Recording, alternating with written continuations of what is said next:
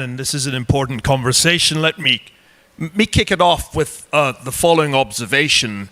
I agree with you, Anne. The axis of evil is an outdated phrase. It didn't exist when it was used by George W. Bush in 2002, which is one of the reasons it doesn't have great force today. When we talk about the axis, I think we're thinking of the original axis of the late 1930s and early 1940s, and I think that is a useful analogy for precisely the reason you gave. What do Russia, China, Iran, and North Korea, not to mention Venezuela, have in common? Nothing, except for the fact that none is a democracy, and they would all like to see the end of American primacy, the end of an American-led order.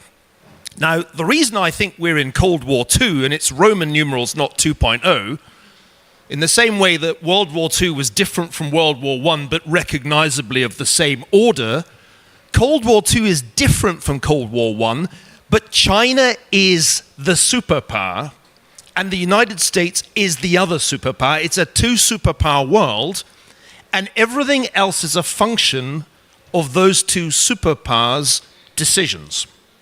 The problem, as I understand Ukraine's situation, is as follows.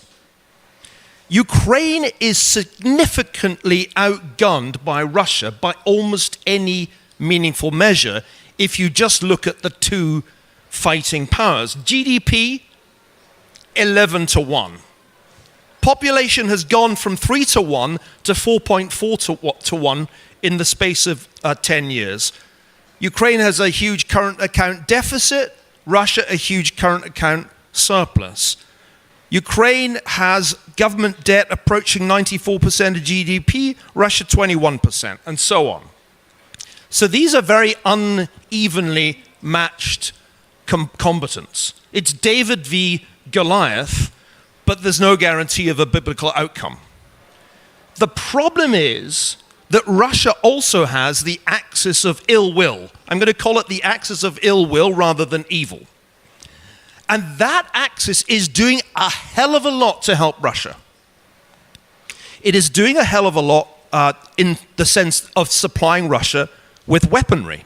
The reason that Russia's defense industry has been cranking out so many tanks, so many armored vehicles, so many MLRS, so many drones, is that it gets copious supplies of dual-use technology from China.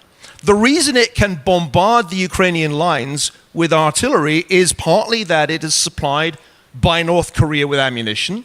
The reason it can deploy drones against Ukrainian targets is that Iran has supplied it with drones.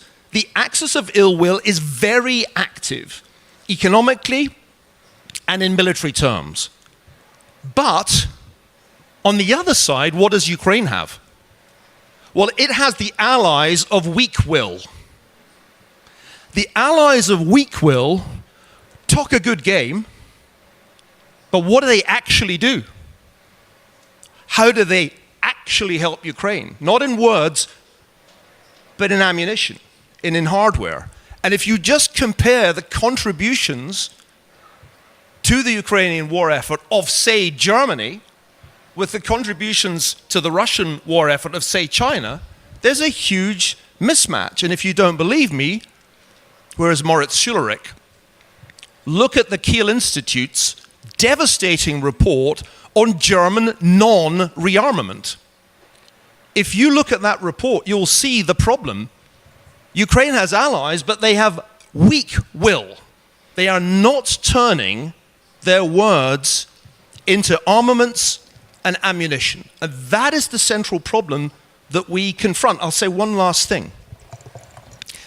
Our sanctions regime has become a farce.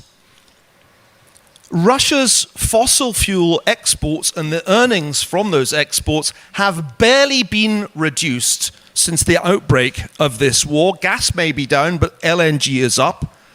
Consequently, Russia's state revenues from oil and gas are in fact up relative to the pre-war. And if you look at the charade of Western sanctions, let me just give you a couple of examples.